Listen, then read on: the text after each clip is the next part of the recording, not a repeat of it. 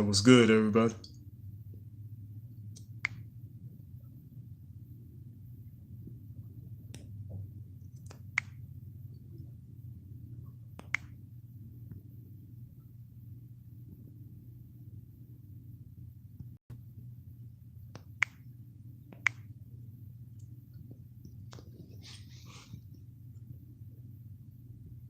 Yeah, this is some history from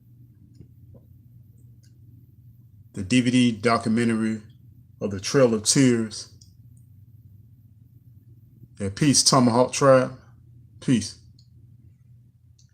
And I'm going to be showing a piece of the Trail of Tears, which is entitled Our Spirits Don't Speak English. Indian Bordering School. Yeah, this is some history of the indigenous Americans of Turtle Island and some of the history that was never told us and things we haven't been told about the history of indigenous people in America. You know, our people, you know.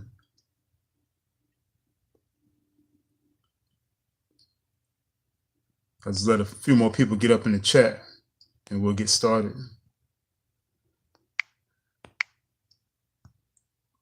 Yeah, how you doing, brother? How you doing?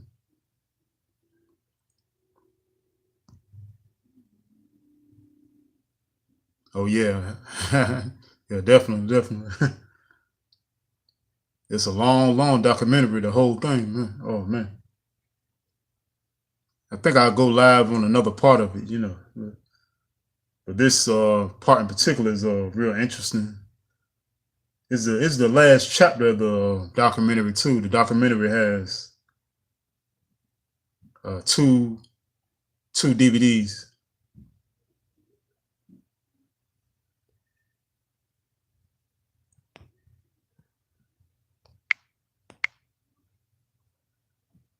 Yeah, I know, right? It's interesting, man. Yeah, when I first found out about the history of our people being in America, and through my research and studies, when I was finding out about different things dealing with the indigenous cultures, I started just buying books and came across DVDs like this DVD and other DVDs. One of the DVDs I came across too was from Kerry Davis, indigenous one about African Americans ain't African, and also Radine, the sister Radine.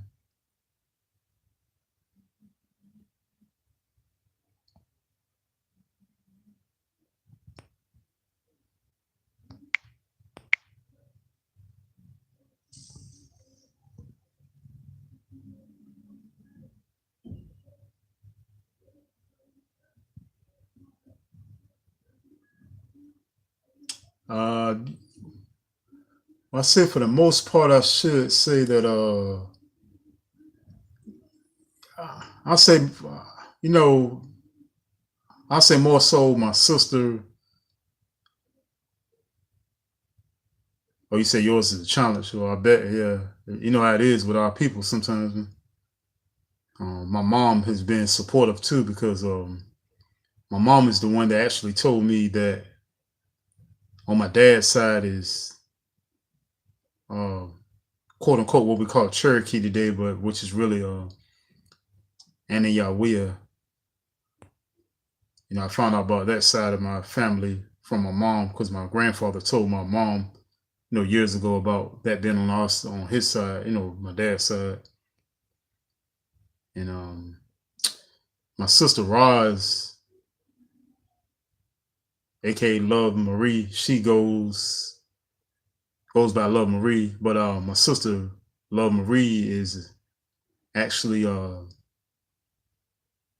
descendant from the Trini people, from Trinidad and on her dad's side, So that was interesting to find out too, being that she found out after I told her about some history of us being indigenous, But I'm gonna go ahead and get this part started. Yeah, the Trail of Tears. Our spirits don't speak English.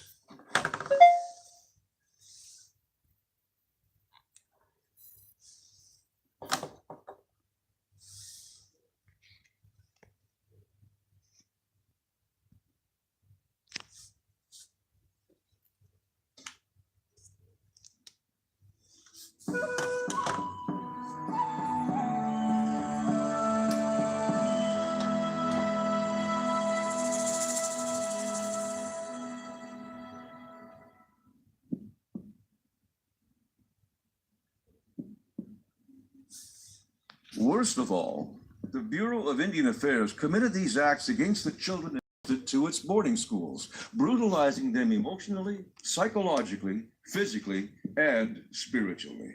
So many of the maladies suffered today in Indian country result from the failures of this agency.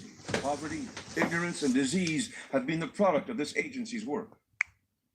And so today I stand before you as the leader of an institution that in the past has committed acts so terrible that they infect, diminish, and destroy the lives of Indian people decades later, generations later. These things occurred despite the efforts of many good people, good hearts, who sought to prevent them. These wrongs must be acknowledged if the healing is to begin. Kevin Gover, Assistant Secretary, Indian Affairs Department of the Interior.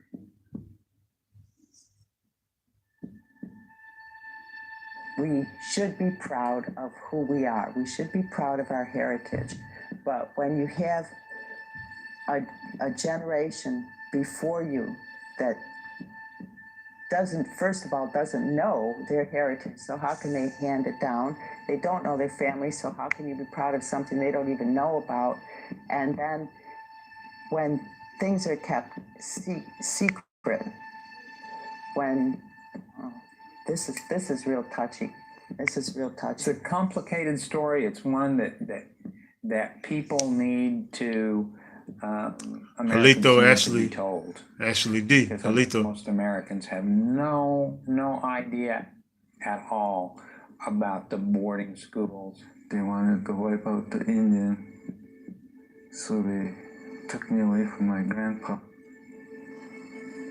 And to wipe my native tongue and native ways. I'd love to know, what did the schools do to kids that we were warned. This is our generation. We were warned. Don't go looking. Don't look up anything. I think they thought they were doing something noble. I didn't agree with them. The indigenous peoples of this land have always presented a problem to white mainstream America. Our very identities as Native people was what the problem was perceived as. We were told not to go into our family history. We were told not to go looking. My mother said, I can't, that's it. I can't talk about my mother. She won't, she said, don't go looking. She said, don't go looking. We have lost so much.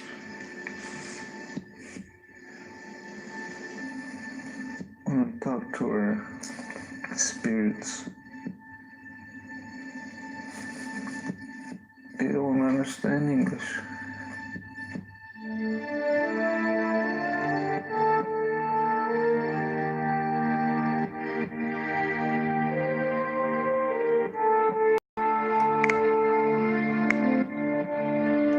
Big up to the Most High, higher, higher.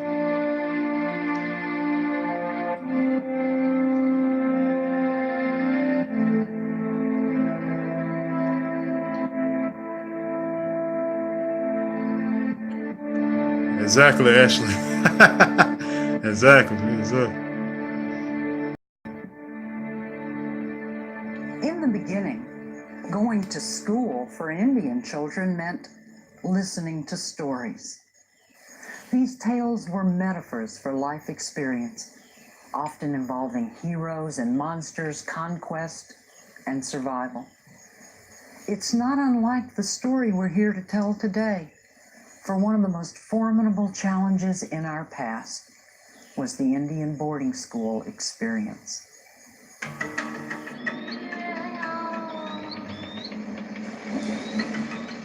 The lives and the spirits of the indigenous peoples were under attack from the moment of first contact in 1492, when the Taino people of the Caribbean discovered the lost sailor Christopher Columbus on the shores of their homeland.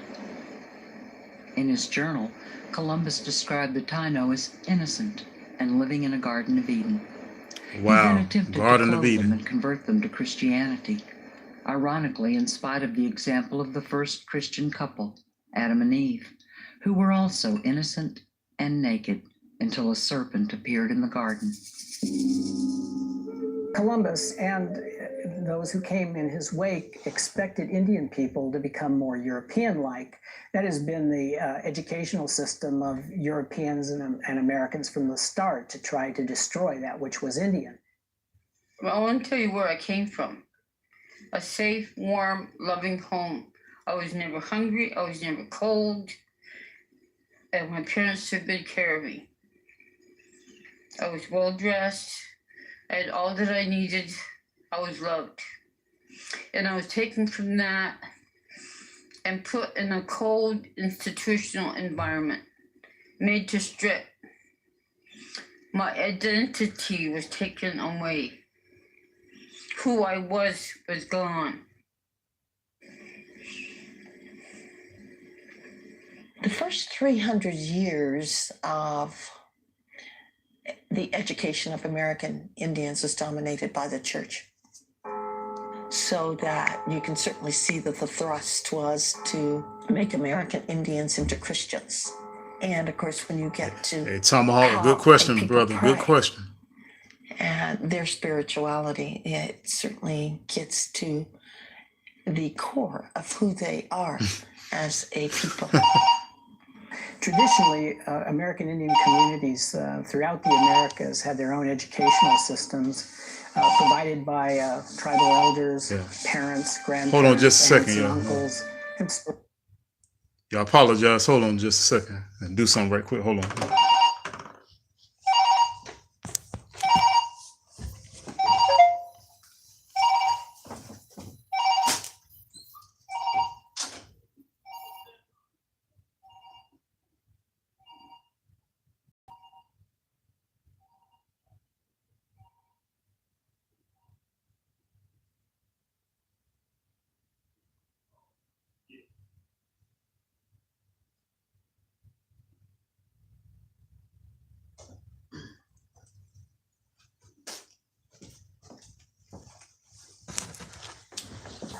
Yeah, everybody, I'm back. I'm sorry about that. I had to do something right quick, but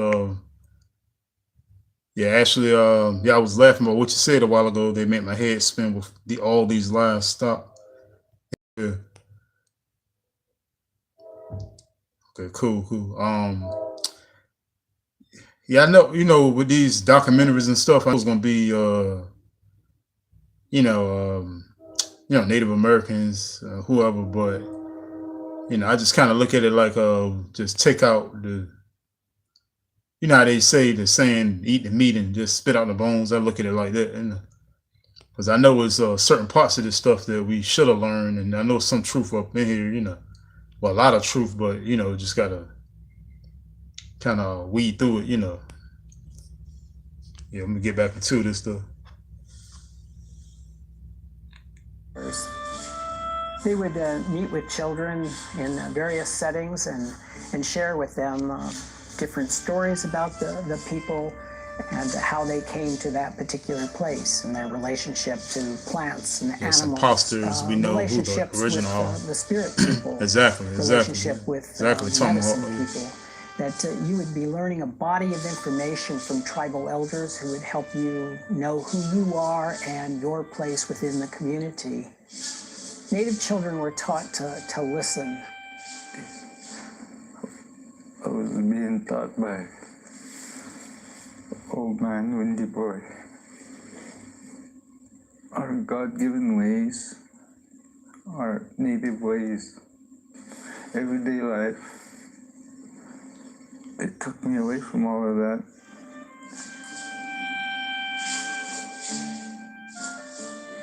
We was always taught, our first education was to respect the land and the animals. And then our second learning was to respect others, no matter who they are. But formal education with Europeans meant taking young pupils and placing them in a location where they would be expected to learn a new language, learn new ways, especially learning how to read. And mixed with that education would be religion. And And the idea that the religion of Indian people, the ways of Indian people were somehow backward, unchristian, uncivilized, and that meaning the Europeans would want to change that which was native. That was a major difference in trying to take children away from their communities and their families and put them in a new setting where they could change that child. So they separated us, took me to the boarding school where I wasn't allowed to talk my native tongue or practice my native ways. In 1693, when the College of William and Mary was chartered in Williamsburg, Virginia, part of its mission was to enroll and convert Indian students to Christianity. 61 years later, another experiment in educating the Indian by converting him to Christianity was begun. Eleazar Wheelock was really one of the first Indian educators in the Americas. He set up what he called Moore's Charity School to educate the natives in the Northeast in New England. Moore's Charity School later became Dartmouth College, and actually all of Eleazar Wheelock's papers are still housed at Dartmouth College. What Eleazar Wheelock was offering his students was really a religious education. He was training ministers. I'm just listening to what they're saying. That's what I'm doing. One of his most famous students, and actually the first Native American to write an autobiography in English, was named Samson Occam. He was a Mohican, and he received years of Eleazar Wheelock's training and kind of served as a minister under him, and also after a while ended up traveling to many of the local tribes as a minister and also as an educator. He often educated a lot of the native children in the villages that he moved into. Samson Occam also traveled to various places around Europe for Eleazar Wheelock in order to raise money for Moore's Charity School and as a kind of model student to prove to those in Europe and England that Indians could indeed be educated. I went there, it was very regimented. I learned discipline, and I learned structure, and I bucked it all the way. I was 13 years old. I was called to the matron's office a lot of times because I would push the boundaries. So it was a learning experience for me, but I feel like I really benefited from it.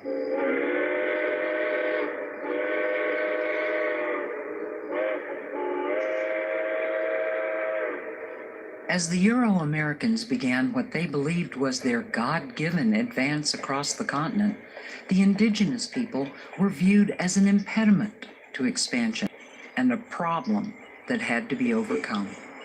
Manifest destiny was a term coined in the 1840s by John O'Sullivan, a newspaper man. The Christian founders of the American nation envisioned an imminent and glorious future for the nation. And Manifest Destiny was really the roadmap they used to get there. It was the idea that God had given the United States a manifest destiny to create a city upon the hill, to establish a perfect nation, to be good and just and right. It was already perfect. Part of that manifest destiny was to uplift people through education, to bring the institutions of the United States to the other. Between 1800 and 1870, two types of Indian education existed. There were tribal schools and there were federally supported schools. In the South during that time period, the Cherokees and the Choctaw had established schools with a focus on bilingualism. The focus of Indian-based education in those communities, of course, was to raise awareness and to avoid the pitfalls that may endanger tribal sovereignty and autonomy. You have to remember that this was at a time when about 80% of the Cherokee Nation was educated, but only about 10% of the surrounding white community was educated. All of a sudden, because of this overarching kind of theological training, and they had to dominate and not just the land, but the peoples that were here on this land. See the indigenous and man. in terms of educating them, they had to be dominant and take their languages, everything about them culturally. They had to remake them into the image of a very good Christian. Therefore, we had to be educated as those Anglo-Europeans that came to live with us. We couldn't be different. As a child, my grandmother helped raise me. She was a wise woman. She taught me a lot of things. And she said, people don't understand human beings. All people with 5 fingers are human beings. If they cut themselves, their blood is red, no matter what color their skin is. They have feelings just like you. And when you say something bad to them, it'll hurt them, they'll cry. And sometimes they say good things to you, they'll be happy and they'll be laughing. And she said, but people who don't understand human beings, they're not that way. That's how they mistreat you. And my grandmother told me that I had to respect all human beings, no matter what color they are, no matter what nationality or tribe they are. That is one of the things that she had told me. Yeah, you got a During point. the You got inevitable a point, advance Ashley. of what John O'Sullivan called the multiplying millions across the continent, nearly 400 treaties were negotiated with the Indians by the United States government. That's wild. In Tomahawk. 120 That's of wild, those bro. treaties, the government promised to furnish schools and teachers to educate Indian students in exchange for millions of acres of land. Many of those treaties designated smaller areas of land as reservations. There were sort of 3 proposed solutions to the Indian problem. The first one was geographic removal. We'll just move them out of the way. We'll move them further west of the Mississippi, and we'll establish these Indian territories, Indian lands. After the Civil War, fortunately, there was a short period of time, which I think 10 years, let's say, called the Plains Indian Wars.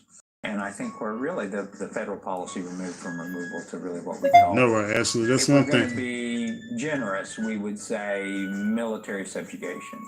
If we're going to look at it maybe through darker lenses, some in the military thought genocide was justifiable. You know, the only good Indian is a dead Indian.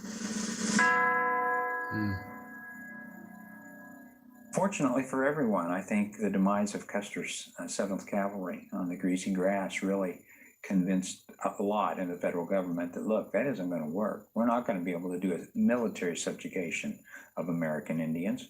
We certainly can't kill them all.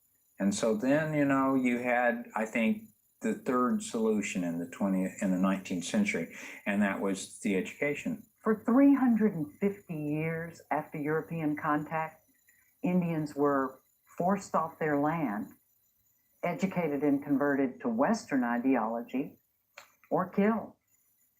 But missionary work on the plains was expensive, and the missionaries began to throw their support behind the idea of confining the tribes to reservations. Once restricted there, schools could be established to further the work of Christianizing and civilizing the Indians. Wow.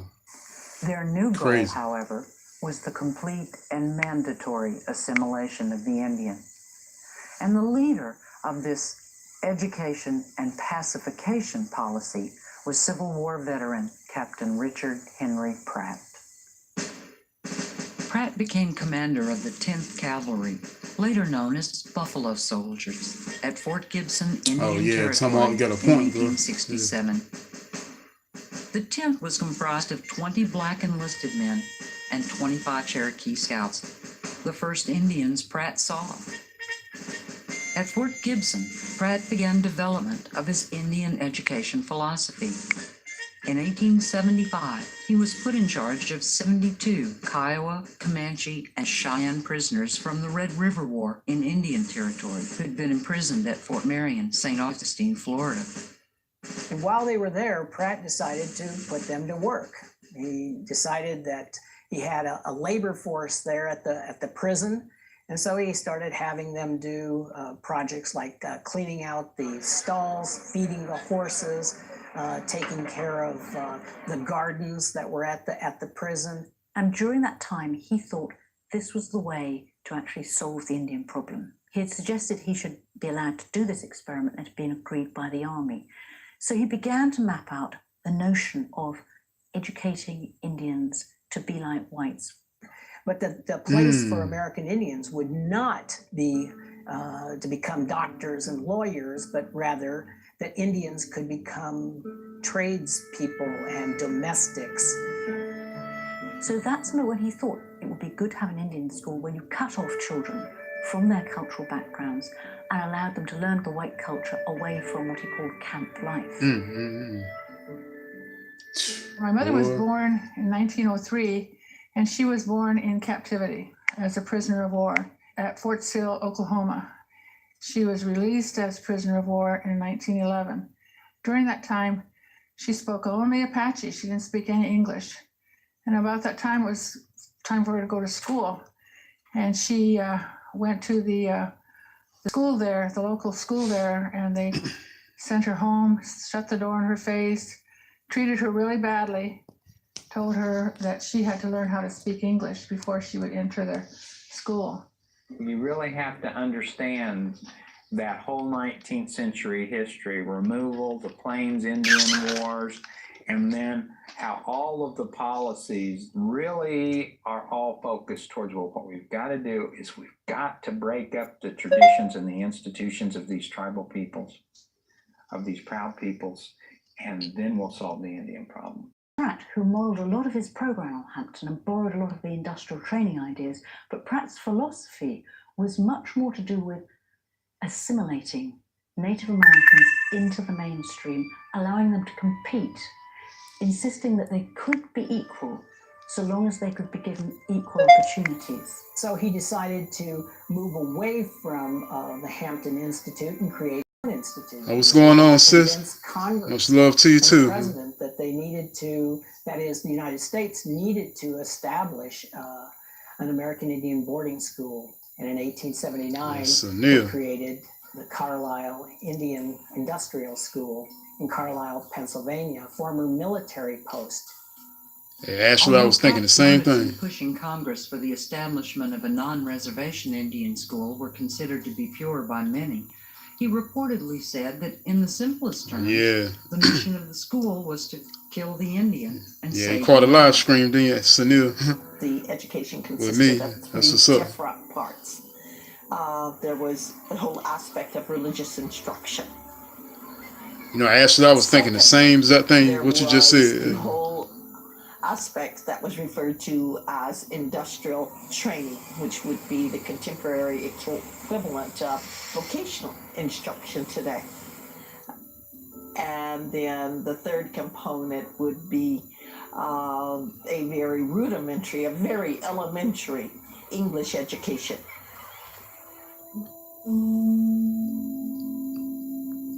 He said, Servants General Education Board, $2 million given by John D. Rockefeller. You have to ask, why does the rap industry use the name Rockaware and say Rockefeller all the time? Yeah, exactly, bro. Exactly. Kids in the canyon, kids that are 6 years old. When they see them way down there coming, my grandmother always tell me to go back in the Box Canyon back here and hide right there until they're leaving. And the second time, I guess they're coming way down there again. We didn't even see them until they come out of the trees over here. Yeah, exactly, Ashley. Yeah. Got over here, my grandmother told me, says, go hide in the Box Canyon again. And my grandfather says, no, you stay right there. We'll send you to school. So my grandfather's the one that went for me to go to schools. And one of the things that Pratt did as soon as he became the superintendent of that school was to transform it into a prison-like setting with very large fences.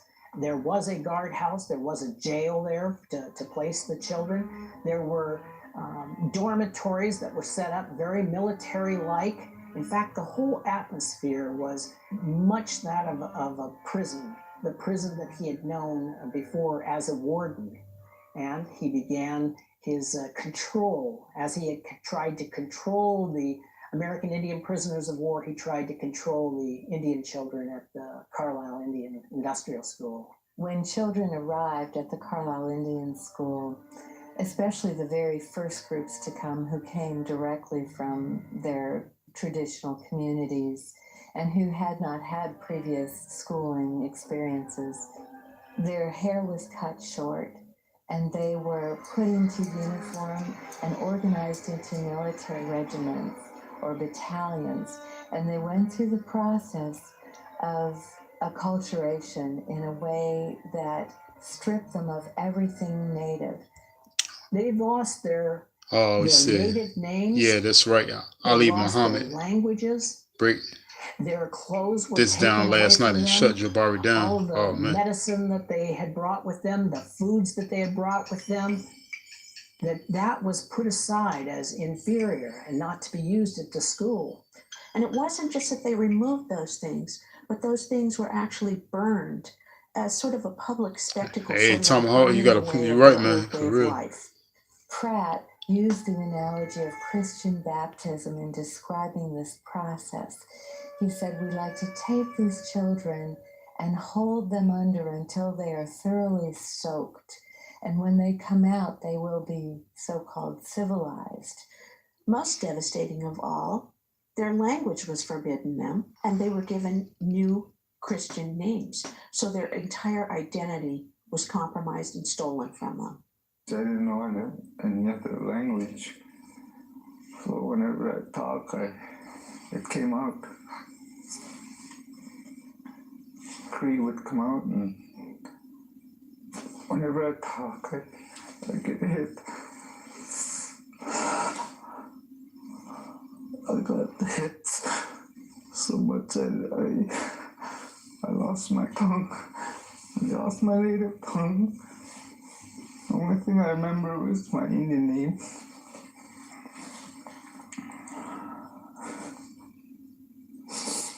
Which is Xenukiyu, means old man eagle.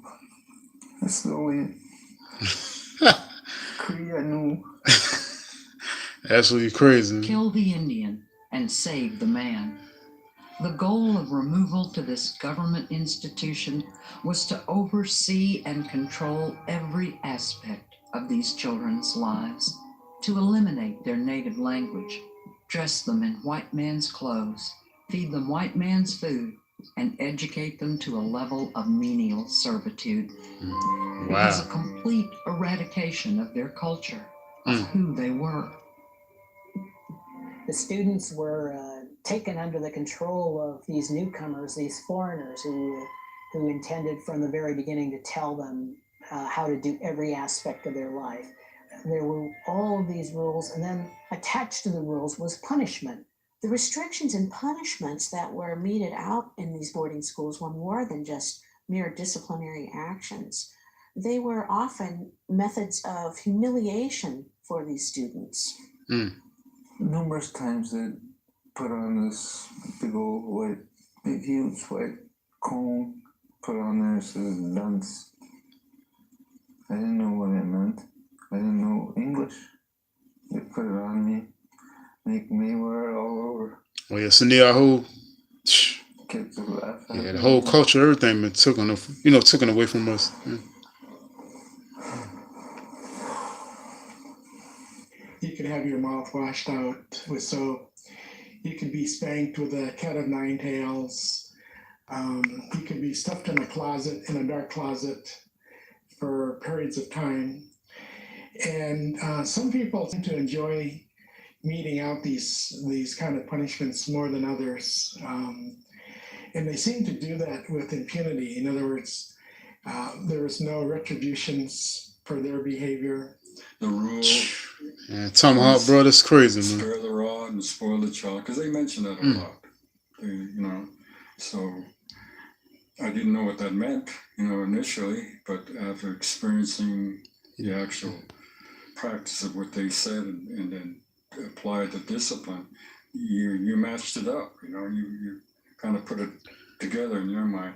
The kind of cleaning supplies that the BIA used to issue out to the dorm was that those a bar of yellow soap. Yeah, you know what we could do with that kind of money? To wash up with, to clean and everything, but I guess they use it as a tool to keep us from talking Navajo because they used to cut us liver off and tell us to chew on it to wash our mouth out so we won't learn not to talk Navajo.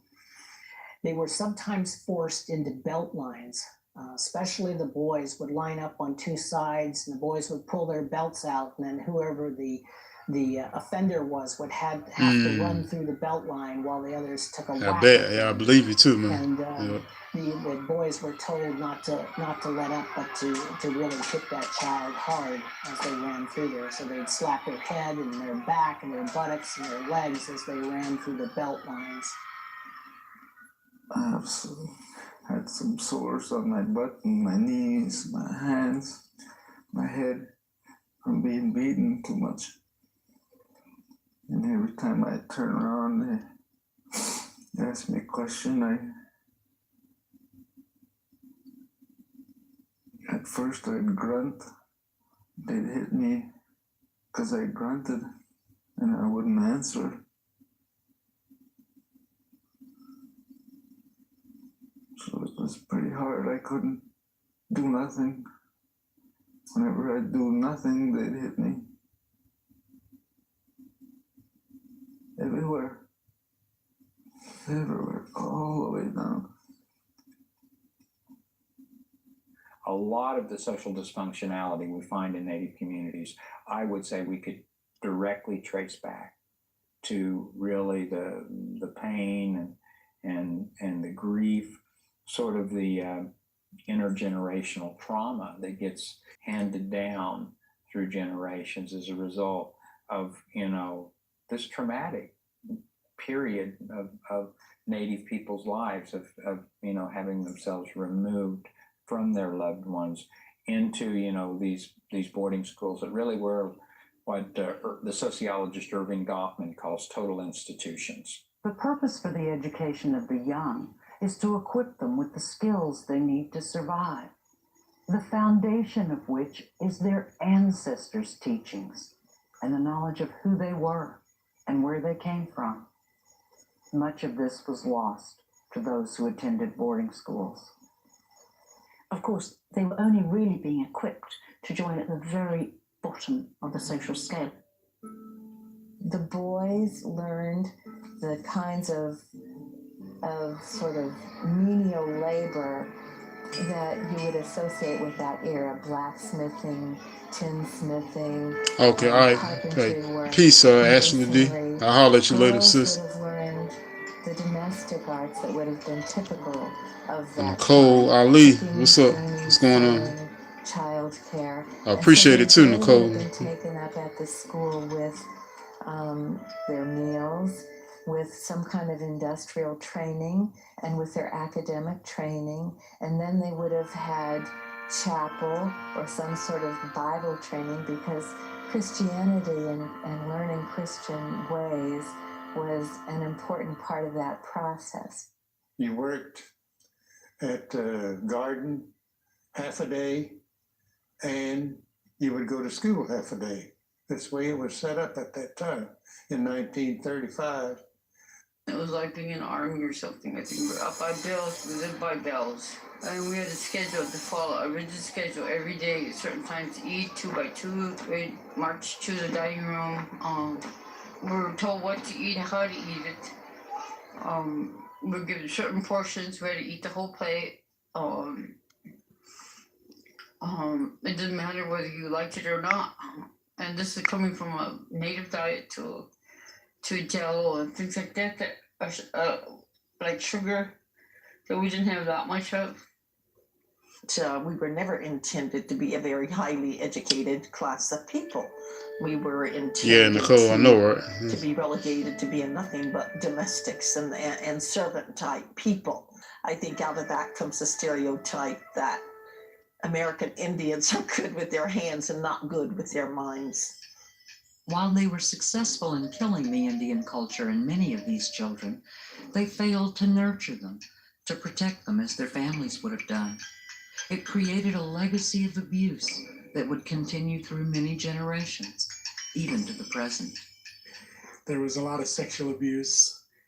There were matrons and administrators and teachers that would frequent the boys' dorm at night and take children to, they would molest them either in their beds or they would take them to the bathrooms and molest them there. So I was also sexually assaulted by a matron and by another student.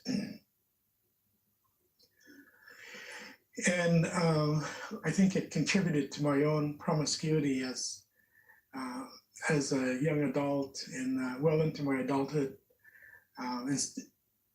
It's a wonder my wife is still with me, considering how I acted and behaved over the early part of our marriage.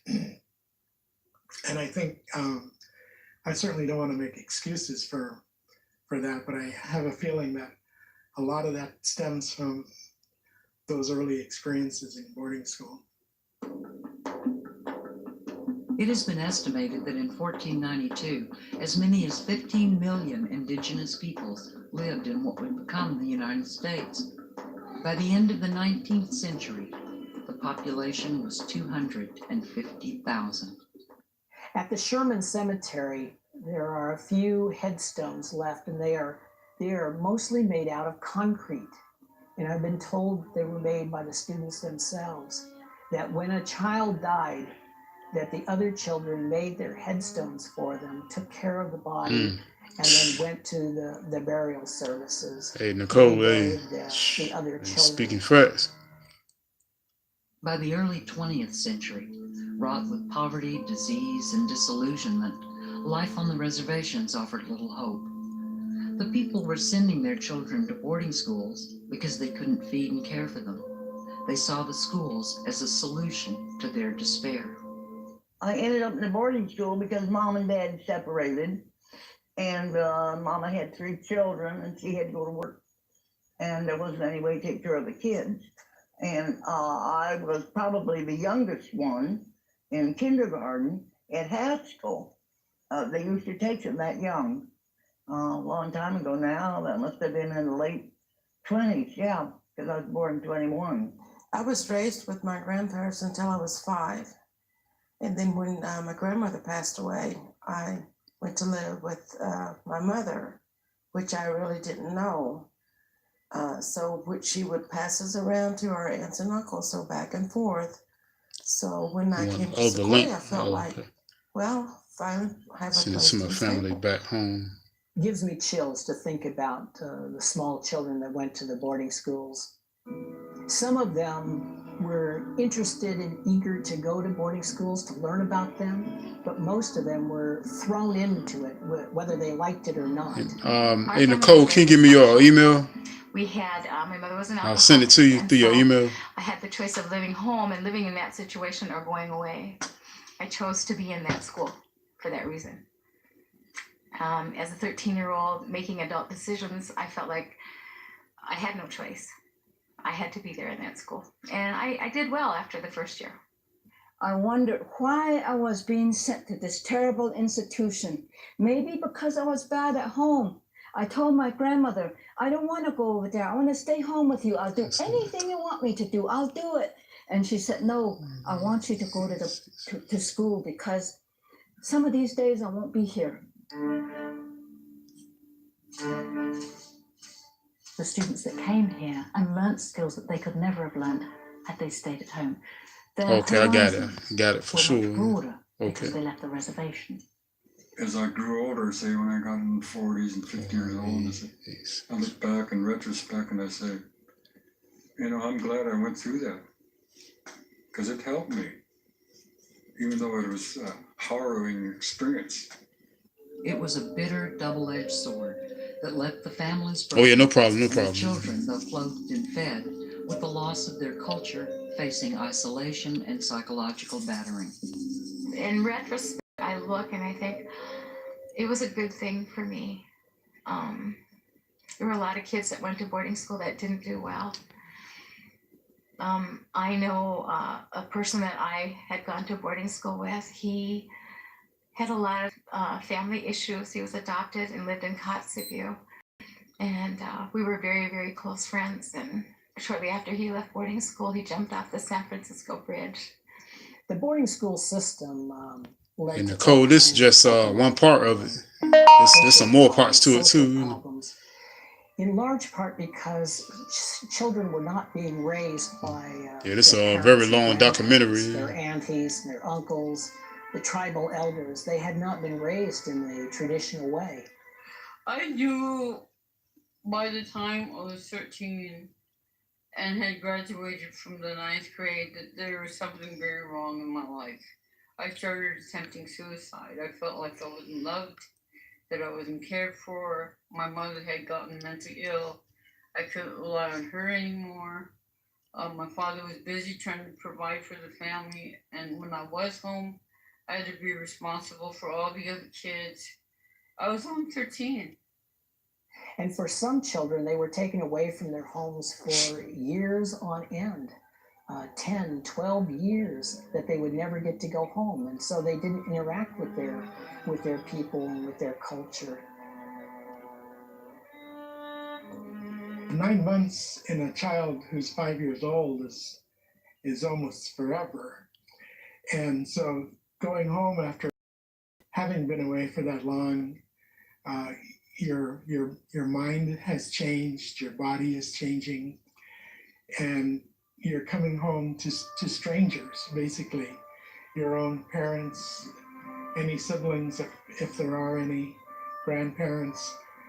There's an estrangement process taking place because they're losing familiarity with them. They may not speak the language as well as they did when they left.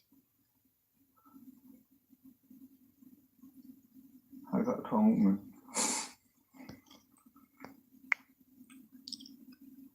and he just cried. He saw me. Yeah, this Andrew Wendy boy. He talked to me in Cree. I didn't understand. He just cried. He grabbed me and helped me.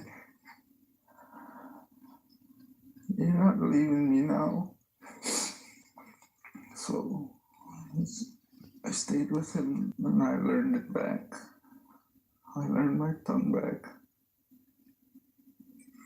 And when this is repeated, and a lot of times children went away to boarding school for 8 to 12 years out of their formative life years, and going back every year, the estrangement became deeper and deeper. And then when they did return, they had been trained at the boarding schools to do certain trades or to be domestics.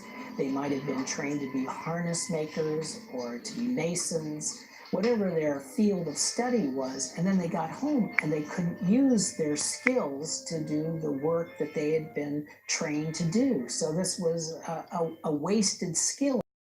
And meanwhile, they hadn't learned to hunt, to gather, to farm. They had not learned the techniques of their people. My dad was very upset with me because I'd come back home and said, boy, I learned something, you know, like George Washington throwing a coin across the river, or, you know, things that didn't mean nothing to him. And I could never figure out why he was so mad all the time. I mean, he'd be really upset. And when I finally asked Mom, she said, well, he's upset because you're not learning how to trap or hunt. You lost that. The hope was that they would find work outside of their own home communities and not go back to the reservations. But that was not the case. Most students did go back to the reservations, and they would have gone back after this period of 3 to 5 years of constantly being told that anything native, anything traditional was bad and shouldn't be used. And so some of them actually forgot their native language, and after going through the process ended up back on the reservation. A conflicted identity. Being told all the time that everything about home was bad, and that their languages were things that were best forgotten, and that they should learn English, and that their traditional religions were just superstitions, and that they should adopt Christianity. They were brainwashing us. For that white man, it's a terrible shame for him to be treating people like this.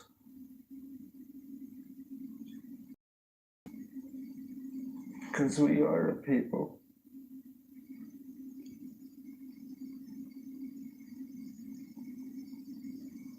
We just need to be accepted.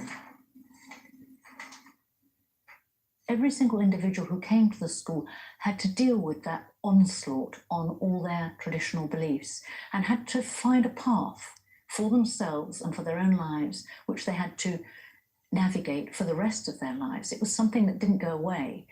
One of the major things that was taught in boarding school was for us to be ashamed of our culture, for us to be ashamed of our language, to be ashamed of our parents.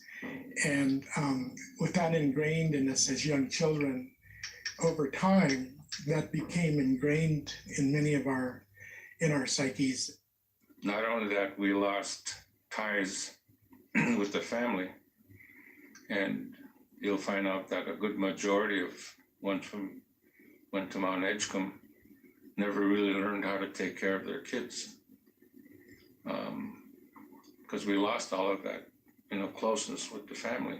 And they were not being taught by example by their own parents and grandparents how to act and how to be. And so there was that major disconnect that many boarding school students talk about when they come home, and then when they have their own families, about how to be a father, how to be a mother. And that I think we still see the impact of that today within some of our Native communities. These schools lasted 9 months out of the year, so we were out of the family experience and settings. So parenting role models were interrupted. There was no reference to what a father is like or what a mother is like. These had ramifications later on in these children's lives when they became adults and had children of their own. It left behind an inexperience with living in a community that was their own, and they came out of a community which was a boarding school, which was an institutional community. The trauma of having gone through this experience was masked in later life with alcohol and drugs and abusive relationships of their own. So this was repeated for at least 3 or 4 generations.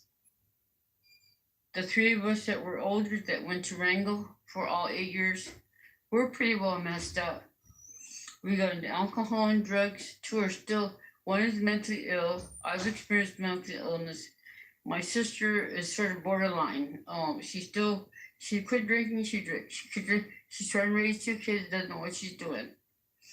Because during her formative years, she did not know and learn how to raise children. The 3 younger ones that stay home for most of their education, because they opened a school in 1968, they're stable. They're married. They raise their kids. One of them's a grandmother, happily so. So some of the alcoholism, some of the drugs problems, some of the failures in family rearing situations can be attributed directly to this boarding school experience, which was initiated by the Carlisle experiment.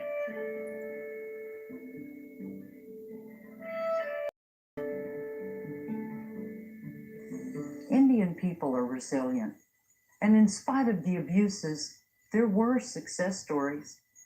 One of them was Wet'suwet'en, Bright Path. And in following the path of his life, his achievement shone like no other athlete in history. The world knew him. Thorpe. In the 1912 Olympic Games at Stockholm, Sweden, Jim Thorpe, a Sac and Fox Indian from Oklahoma and a student at Carlisle Indian School, became the only man in history to win gold medals in both the decathlon and pentathlon. When you talk about what happened with sports, and especially with Jim Thorpe, you're talking about a very magical thing. How a group of small, very quick, very agile football players could beat Ivy League teams. And Thorpe is the embodiment of that. I asked him, what sport did you like the best? You played so many of them, Dad. Which one did you like the best? Oh, go on, Bruce. Yeah, go on. Leave me alone. Yeah. I said, come on, Dad. Everybody's always asking me. Now you can tell me. Well, all right. He said, I like hunting and fishing the best. I said, I didn't know that. Oh, he said, you mean a competitive sport? And I said, yes. He said he liked track and field. And I said, why track and field? He said, because it was something he could do himself. Ironically, and this is where Richard Henry Pratt would probably be spinning in his grave, that contrary to the notion that this school was going to take any sense of pride away from them, it did just the opposite. It became their institution, the informal institution, the institution where they began to say, hey, you know what? We're survivors.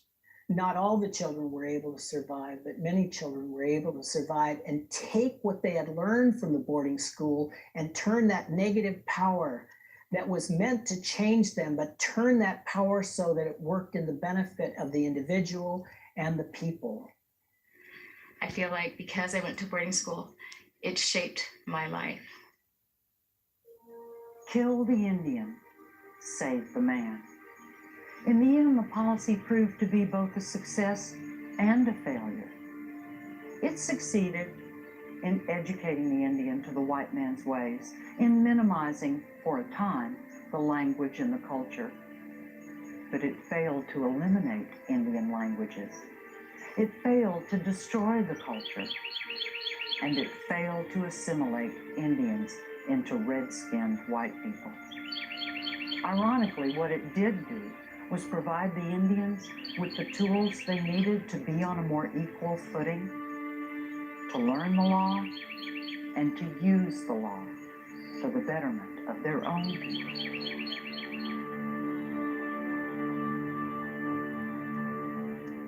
Well, someday somebody will hear me.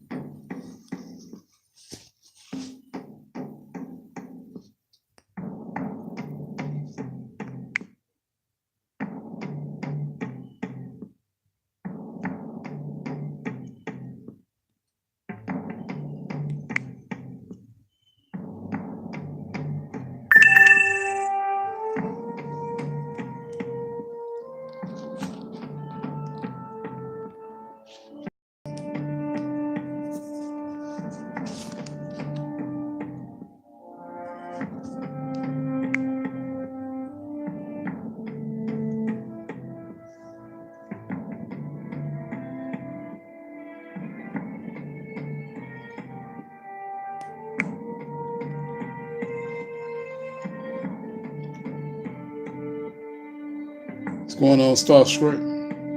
Yeah. Peace. Halita.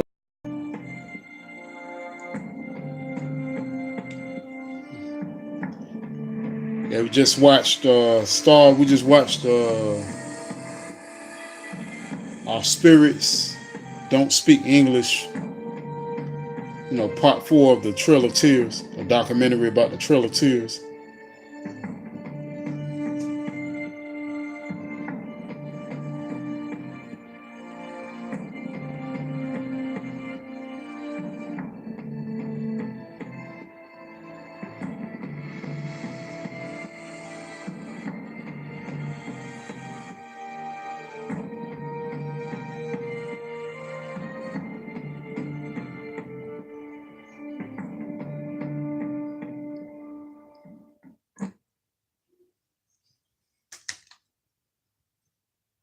Oh yeah, no doubt, definitely, man.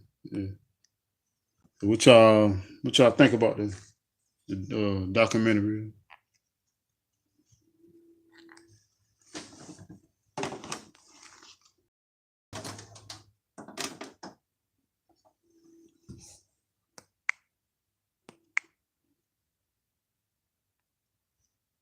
Yeah, I got this might have been no, it was a few years back I got this. I watched the whole thing, but it's a real long DVD. I mean, excuse me, a real long documentary. We watched both DVDs because both DVDs have 2 parts to them.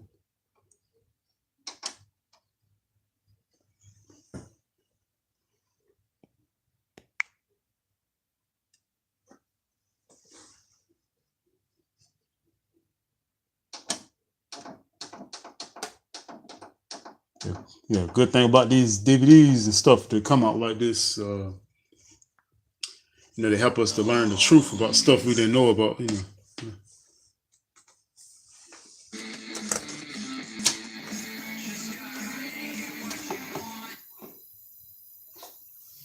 one looks like a chameleon. I don't see it. Oh, it's on.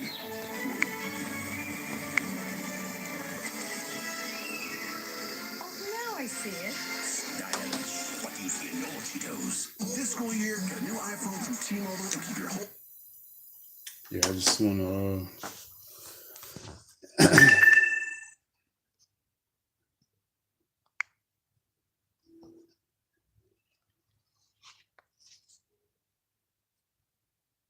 yeah, I just want to know what some of y'all think about it, that they caught the live from the beginning. Y'all love the documentary. Is the second part I really like in particular is called Black Indians, an American Story. And it goes into depth about the, many of the, so-called African Americans that have, quote unquote, native blood in them, but we already know what it is, though.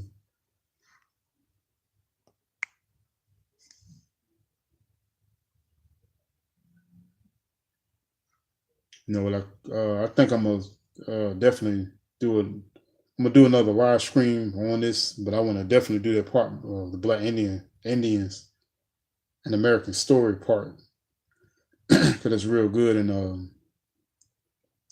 there's another part to the Trail Tears where they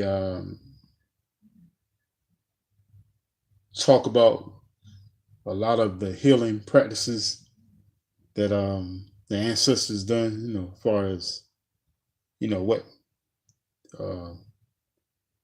particular plants or things or herbs to eat when you felt bad, or either if somebody got sick, certain herbs that they could take to make into like a liquid or something, just for the healing properties that it gave your body, and basically, just to live off the land and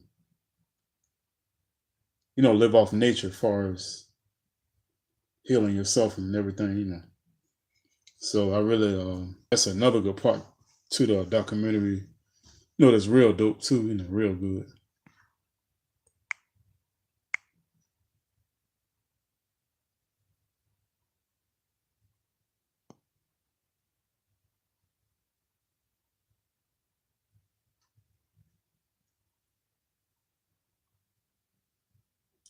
It's just good to notice, learn this knowledge and everything.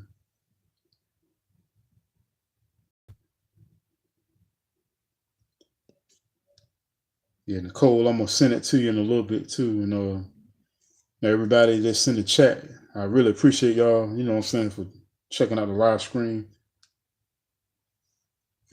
I said big up to the Most High, higher, definitely, and big up to the indigenous Nijis, the originals of Turtle Island. Shout out to everybody that's came into the chat, that saw the, caught the live stream. Thank you to Tomahawk Tribe. Big up to Ashley D.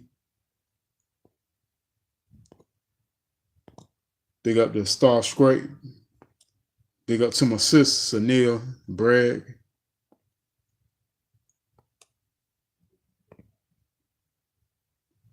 And big up to Nicole Ali. Thank you so much.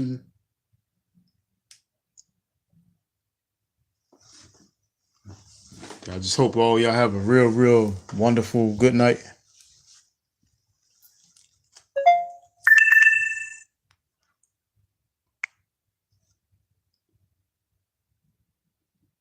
And big up to the indigenous ones. You know the slogan, always feathers up. All right, 1.